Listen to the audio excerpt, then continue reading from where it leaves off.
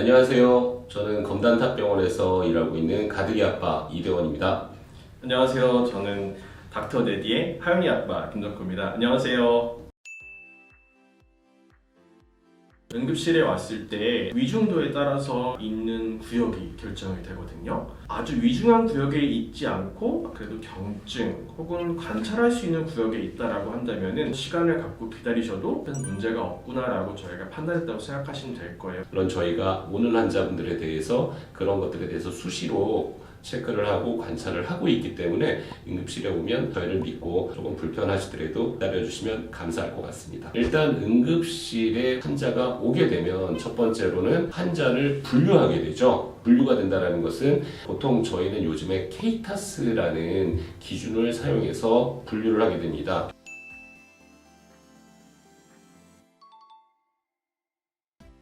그 케이타스에 대해서 설명 좀 잠깐 해주시겠어요? 네, 케이타스는 원래는 저희 나라에서도 이런 위중성에 대해서 따져야 되겠다는 생각을 갖고 있었고요. 캐나다, 일본 같은 경우도 응급실에 오는 환자들은 위중한 환자와 위중하지 않은 환자가 동시에 있기 때문에 어떻게 하면 응급실에 조금 더 효율적으로 안 좋은 사람을 더 빨리 치료할 수 있을까라는 고민에서 시작했던 것 같아요. 응급실에 온 환자에 대해서 1단계는 굉장히 안 좋은 사람이라 생각하시면 될 거예요. 뭐 신정지, 뭐 심근경색, 뇌경색 이런 경우들일 거고요. 2단계는 거기보다 좀 덜 하지만 그래도 위중한 경우들을 생각하시면 될 거예요. 4단계나 5단계, 뭐 5단계 같은 경우는 완전히 비응급이라고 생각하시면 될 거예요. 나오게 된 배경에는 응급실이라는 공간 자체가 한정이 되어 있고 응급실에서 근무하는 간호사, 의사들이 한정이 되어 있어요. 제한된 자원을 가지고 얼마나 효율적으로 환자를 볼 수 있게 하기 위한 하나의 방법입니다. 그 환자들한테 케이타스 등급을 알려주나요? 알려주지 않아요. 그래서 환자들은 본인의 케이타스 등급이 얼마인지를 알 수가 없어요. 저희 병원 같은 경우는 심정지라든지 아주 안 좋은 상태 같은 경우에는 소생구역으로 들어가고 조금 그것보다 덜한 경우는 혈압이랑 맥박, 호흡수, 그 다음에 산소 포화도 등을 감시할 수 있는 응급구역으로 가게 돼요.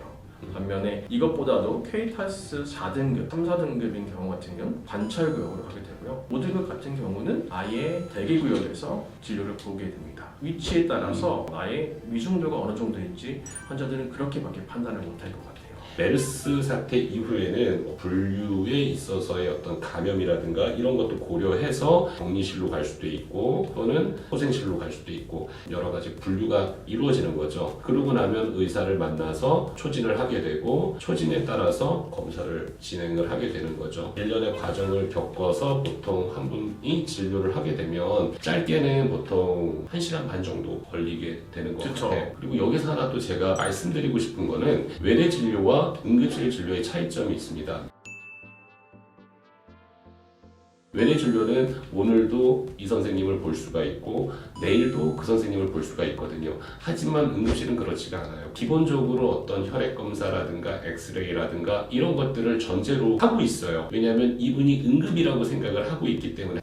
가끔은 환자가 아니라 보호자만 응급실에 와서 필요한 약을 달라고 하는 경우도 있긴 하거든요. 그렇지만 응급실은 직접 환자를 보고 환자에 대해서 평가를 내리고 그다음에 어떤 치료를 할 것인가를 결정하는 부분이라서 보호자만 와서는 아무것도 할 수가 없겠죠. 오늘 배가 아파서 응급실에 왔고 치료가 됐는지 검사를 받는 크게 이상은 없어요. 그렇지만 약을 드리고 이분이 괜찮을 수 있을지 아닐지 다시 응급실로 올라갈 수 없잖아요. 저희는 이제 외래를 한 번 더 와서 외래에서 확인할 수 있도록 미리 예약을 좀 잡아드리고 그렇지 않은 경우 정말 문제가 있다고 한다면 필요한 과에 협진을 의뢰하게 돼요. 갑자기 환자분이 만나는 의사가 새로운 의사가 오게 되는 경우도 있죠.